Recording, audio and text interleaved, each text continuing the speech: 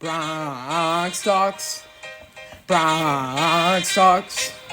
Bronx Talks. Bronx Talks. Bronx the Talks. News, interviews, hot takes. Bronx Talks. Bronx Talks. Bronx Talks. All right, welcome back, everyone. My name's Ryan. Welcome back here to Bronx Talks. Joined with Christian. And Christian, would you like to introduce our guests here? Yes, we're joined by popular Yankee YouTuber Jason, otherwise known as 161 River Ave. Jason, why don't you introduce yourself? Hey guys, how we doing? Thanks for having me. For those that don't know what 161 River Ave, it's the address of the old Yankee Stadium.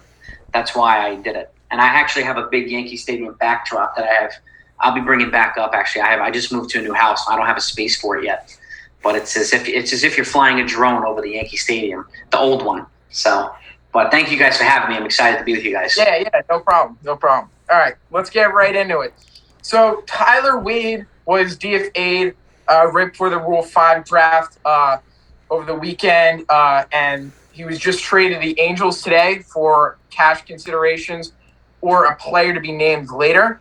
And this is big for not only Yankees. They're losing a speedy shortstop, that actually helped them a lot last year, coming off the bench, being able to pitch, run, do a lot of different things. Obviously, the flexibility where you can play him at a ton of positions.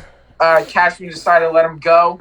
And the Angels also have Andrew Velasquez, another Yankees shortstop this year who they got. So the Angels are, kind of getting a little speed team as the Yankees continue to diminish their speed and get lower overall in that area. Christian, what's your take on that? I talked about this last episode a lot. I was very, very upset by the Wade decision. I went over it a ton. I'd love to get Jason. I want to know what you think about this whole situation, though. Well, and this is a win for the Angels. Tyler Wade. I'm patient with the Yankees, but I'm a little bit confused as to what they're doing because Brian Cashman said that they want to focus on athleticism and versatility and speed, and they've already gotten rid of their four most athletic, versatile players in the span of 2 weeks. So Wade, you got LeCastro, you got Greg Allen, who I would really wanted them to keep, and then Andrew Velasquez. So, and the Angels picked up two of these guys already, which to me signals that they're looking to get more versatile in the infield and to protect some of their infielders and their pitchers and catchers. And they've already invested in Noah Syndergaard. They signed Aaron Luke today for the bullpen from the Mets. So they're making moves to get better, incremental moves, and they're doing it the right way. I don't think every Yankees move needs to be a superstar move.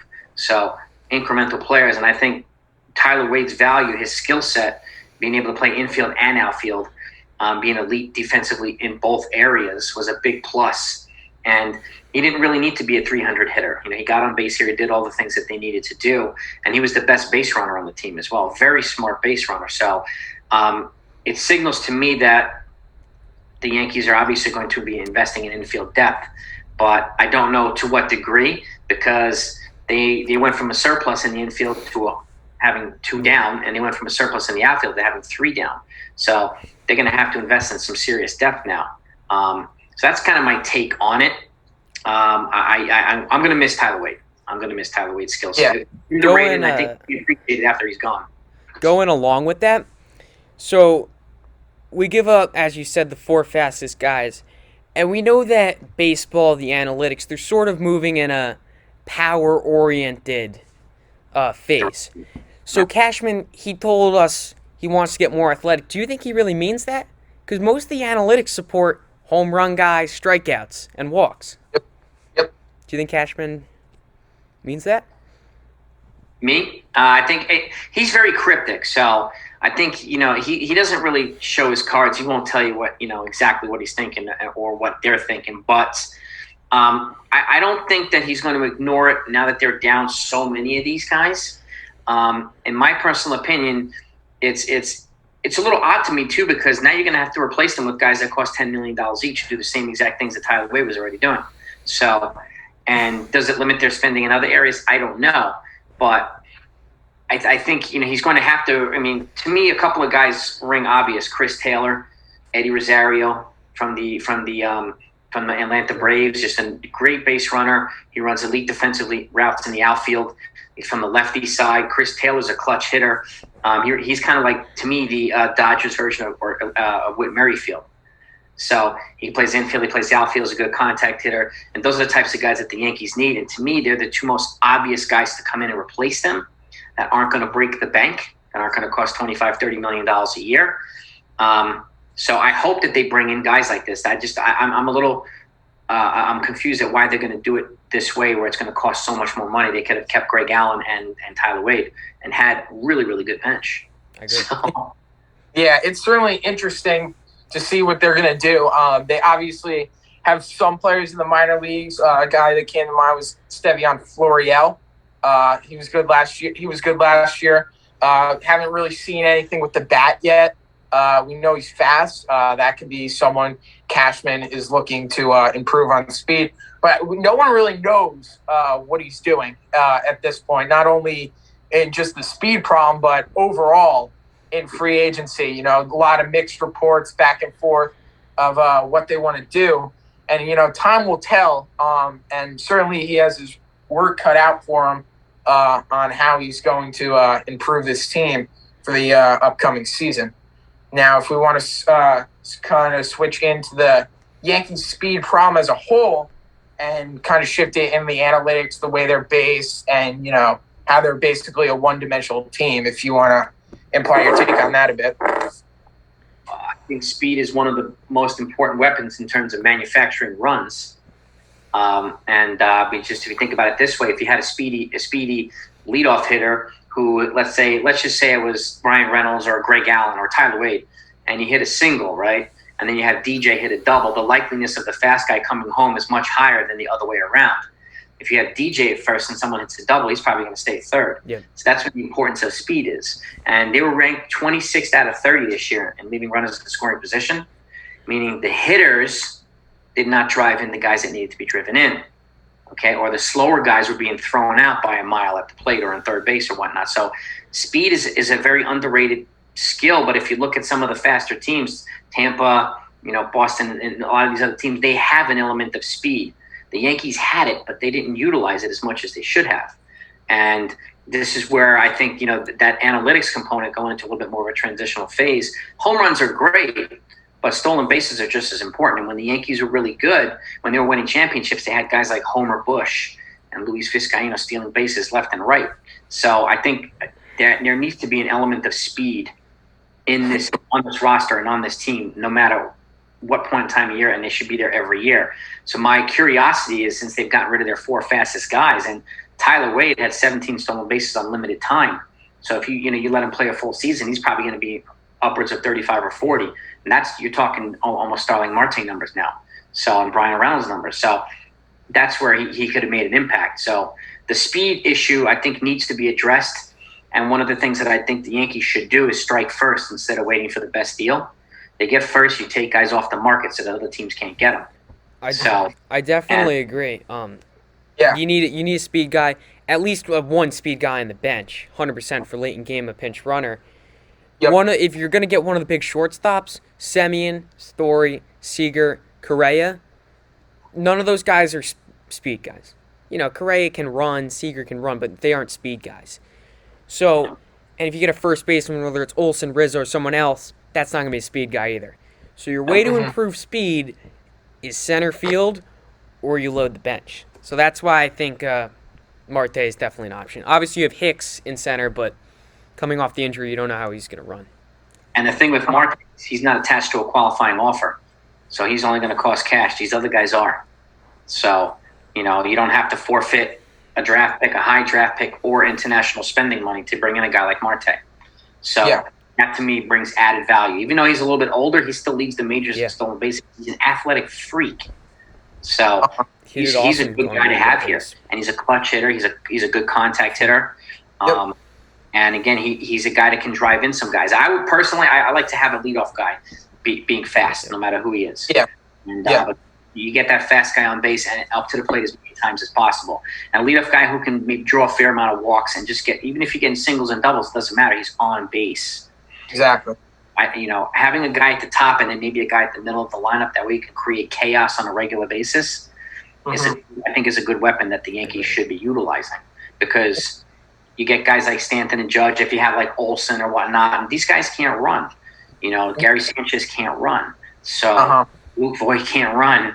So we need a couple of feisty guys around there just to create chaos. And again, they start psyching pitchers out. It starts to affect the starting pitcher. It starts to affect the relief pitcher, causing balks. It can cause a lot of different things. So, and if they're good base runners, then it makes a heck of a difference too, because they're scoring more often than not.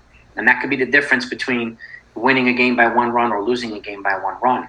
And that's where I think it's a valuable asset. So, and in terms of shortstops, I think Trevor Story is the most athletic of the 4. Yeah. So if I'm going to go with anybody, I'm going with Story. He's going to be the least expensive, and he won't clog up any areas. He has a qualifying offer attached to him, but they all do.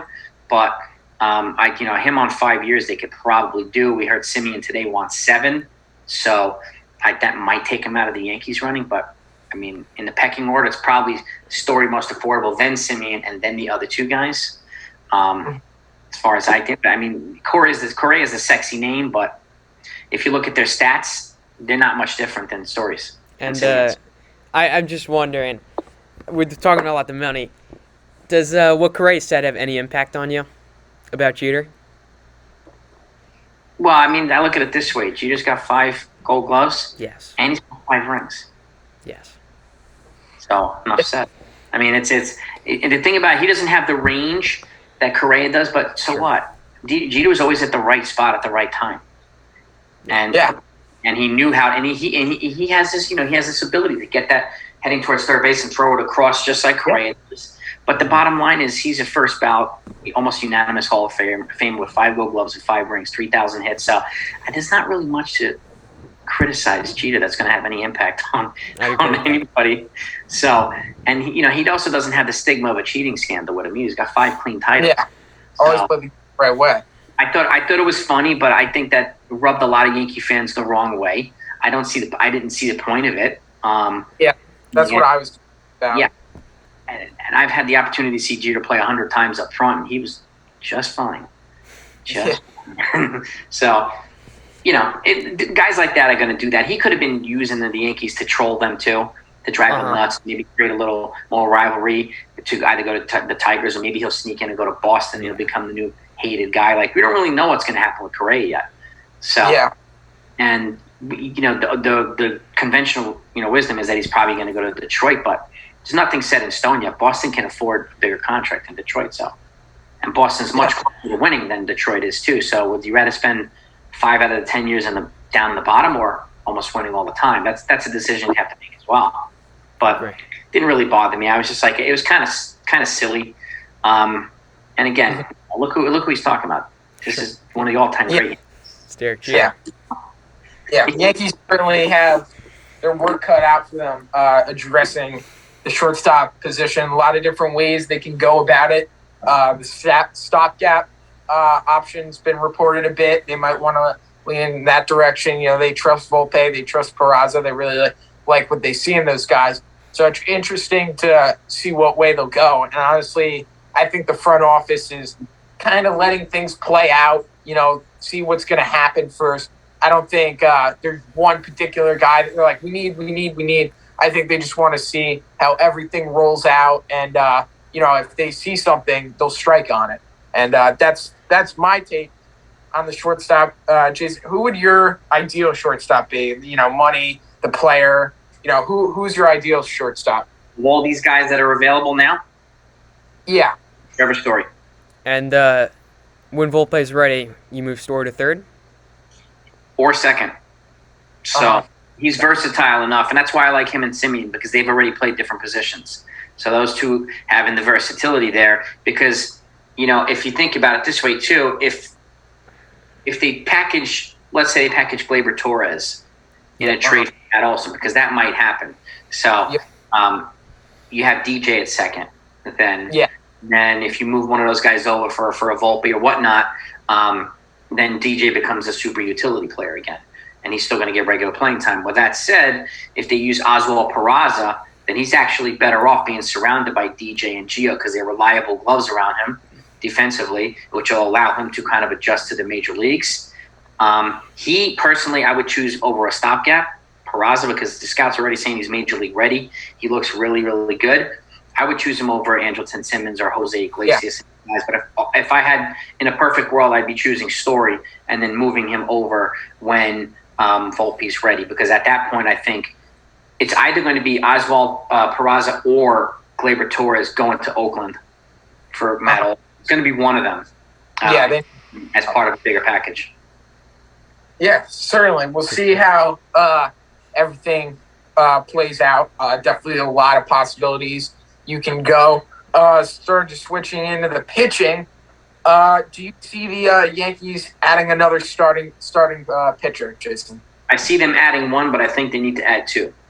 Personally, the reason why I say that is because every single year they have 2, 3, 4 guys go down in the starting rotation at some point, and never have enough depth to overcome it. Yep. So, Jameson Taillon's already down.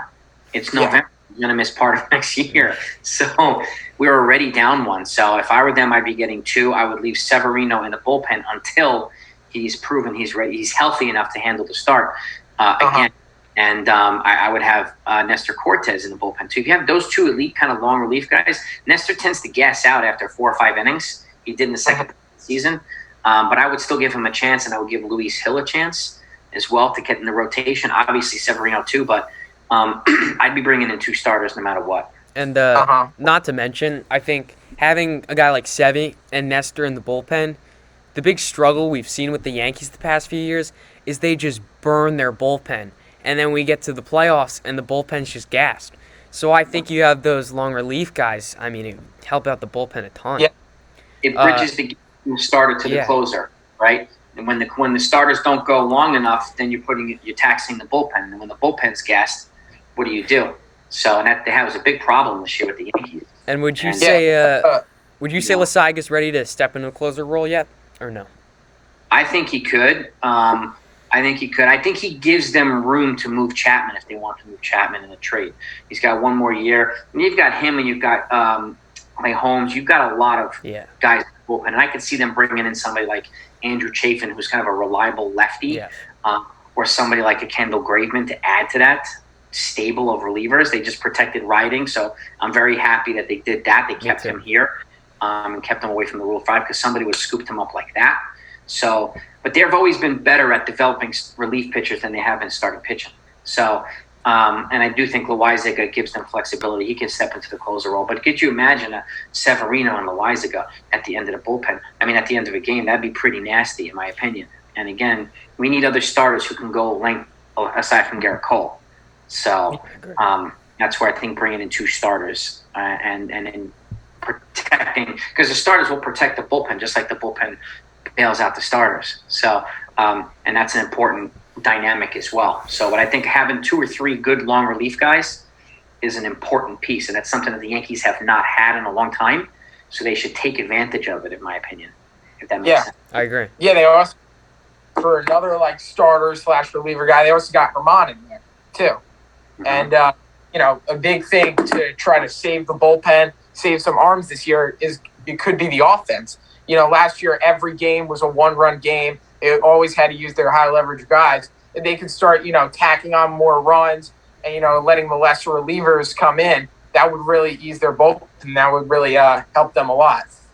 100%. I mean, that's where bringing in more contact hitters and more speed and athleticism comes into play, too. So now we're not always relying on the home run at the expense of a strikeout. So, I mean, the only guy that was really bunting last year was Joey Gallo. So he came here and bunted more than everybody else on the team, which is, I mean, it's great because it reminds me of Bryce Harper. He bunts too. He does all the little things. And Joey Gallo provides me with that skill set. It's something I wish the Yankees would utilize more because then it can rise over, hitting against the shift. You're hitting, trying to hit a single or just popping up and letting a guy tag up from second to third or from third to home. They don't do that enough. And, those are the types of things that could help starting pitchers out as well. And any relief pitchers as well. So especially with the 3-batter rule and all these different things, having those types of pieces in place would be make for a well-balanced team. Mm-hmm, certainly. So, Jason, We're gonna switch here into your ideal 2022 roster. You're the GM. You're stepping in. You're taking Cashman's job here. What is your ideal roster going to look like for this upcoming season? It's going to be one that includes Oswald Peraza. It's going to be one that includes 2 more starting pitchers. So I'll give you an example of a lineup that I would have, and then we'll build around it. So to me, in a perfect world, it'd be Brian Reynolds in center field. Mm-hmm. That's pretty good pick. Then DJ batting second. Your best contact hitter, right at second. Yep. Okay. Judge at third. Olsen batting fourth. Stanton batting fifth. Sandwiching Olsen in between the 2 big boys. Okay. Yep. Story right after Stanton. Okay. Batting sixth. Gallo batting seventh, taking the pressure off him so he doesn't have to be up at the top of the lineup.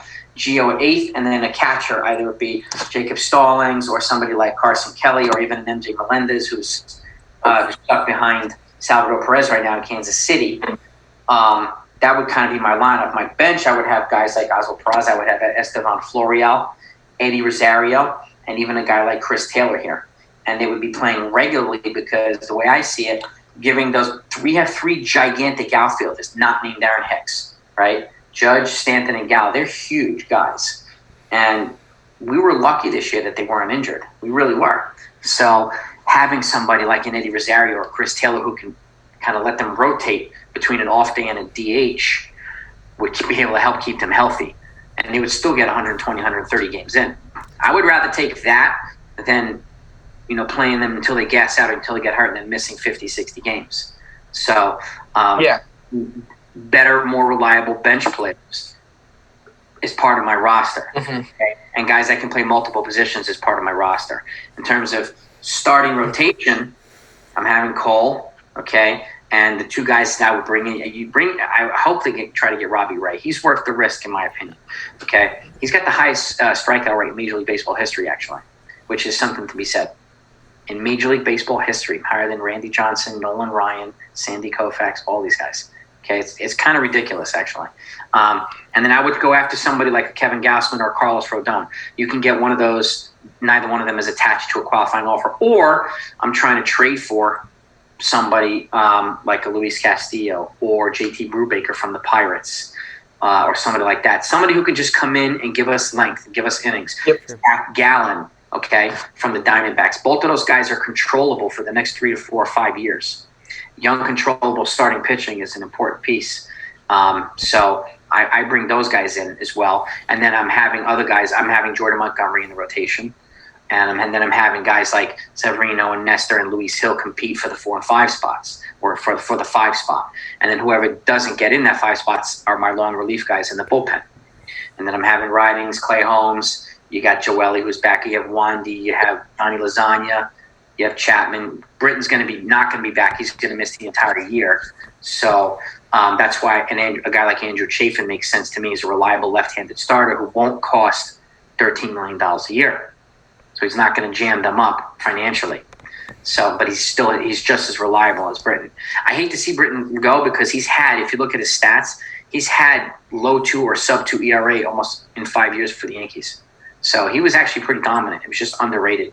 But that would be my bullpen, my bench already. So that's what it would kind of look like. So that's my roster right there. And so it's a thing that has a combination of your superstar players, much better role players, and young developing players. So I'm giving Peraza a shot. I'm giving somebody like Oswaldo Cabrera a shot. He could be the new Tyler Wade, or so could Oswald Peraza. So backing up all the infielders and whatnot. I wouldn't hesitate to have both of them on the bench if I could. But I want to have somebody like Esteban Florial get a shot too because he's an elite defensive player in the outfield. And if they don't get somebody like Starlin Marte, who has a huge market, I think him would be a good option for the outfield as well as an Eddie Rosario. You have good contact guys who bat from the left-handed side, which is something the Yankees need, right? And then they still have enough offense in their lineup to withstand not getting Starlin Marte. So it would be a pretty robust, but I think a well-balanced roster. So my top 5 Yankees, obviously number 1 is the Papers. 2, Lou Gehrig. Okay. 3, Derek Jeter.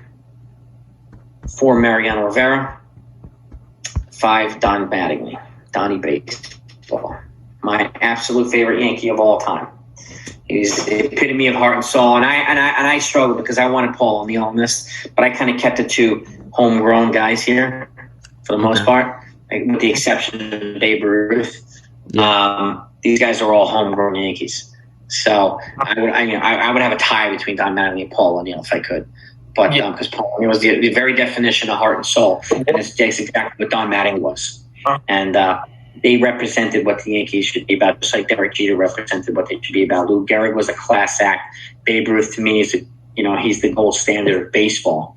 And I wish he was playing now. I don't know if you guys know this, but he swung like a 50-something ounce bat, which is 20 ounces heavier than what the guys swing now. Yeah, he was a beast. I mean, he'd be something today if anyone could ever see him play. Yeah. And my claim to fame is I had the same birthday as Lou Gehrig. So, wow, that's near and dear to my heart. Near and dear to my heart. But I mean, I've been fortunate enough to be at a lot of the games. I was at Mariano's 600th save. I was at David Cohen's perfect game, Jim Abbott's no hitter, the '96 World Series clincher, '99 World Series clincher, David Justice's big home run off Arthur Rhodes in the ALCS that put him in the Subway Series. Enough to see a lot of these guys up front. Donnie Baseball hit that back-to-back home runs with Ruben Sierra. If you guys haven't seen that in the '95 playoffs against Seattle, put YouTube Don Mattingly home run. Pops up almost at the top. That'd be the back-to-back home runs you'll probably ever see. Donnie Baseball was, but to me again, he was the heart and soul of the Yankees, and he always will be. And if he ever gets the opportunity to come back here, I hope he wins the World Series with the Yankees. Me too. Yeah. Really, really, really do. Who are your top fives before you guys go? All right. Top 5 all time, not particularly my favorites to say. I mean, I like a lot of these guys on the list. But for my top 5 Yankees all time, number 1, I got Babe Ruth. Number 2, I got Lou Gehrig. Number 3, I have Mickey Mantle. Number 4, I got Joe DiMaggio. Number 5, Derek Jeter. My honorable mentions are Rivera and Yogi Berra. Good. That's a good list, too. I mean, I would have DiMaggio and Mickey Mantle my honorable mentions as well. No doubt about it. That's a good list. What about you? I had in my notes, I think I had Jeter 1, Babe Ruth 2, Lou Gehrig 3, Mickey Mantle 4, Mariano Rivera 5. It's hard to go wrong with any of these lists. I mean, they're all great. And there's not many other teams that you could have this many options. Could you imagine putting an all-time Yankee team out with their best? That team would be fun. There's a reason they have 27 rings. Yep. I'm hoping for 20. I want to see Cole win a Cy Young here and a ring here. Me too. Yeah. Me too. I want to see it. I want to see it. All right. Thank you so much for coming on. This is awesome of you. If you haven't checked out his channel for some reason, gonna put the link in the description. 161 River Ave. Ryan, do the outro. All right. Thank you guys for having me on. It was a pleasure. Yeah, of course. It was a great episode. We obviously got go check out his channel, guys, if you haven't already. We got some more episodes coming out for you soon. The off season is progressing. There will be more news, not just with the Yankees, but with the MLB as a whole. So stay tuned for that. And as always, Bronx Talks, keep talking. Over and out, guys.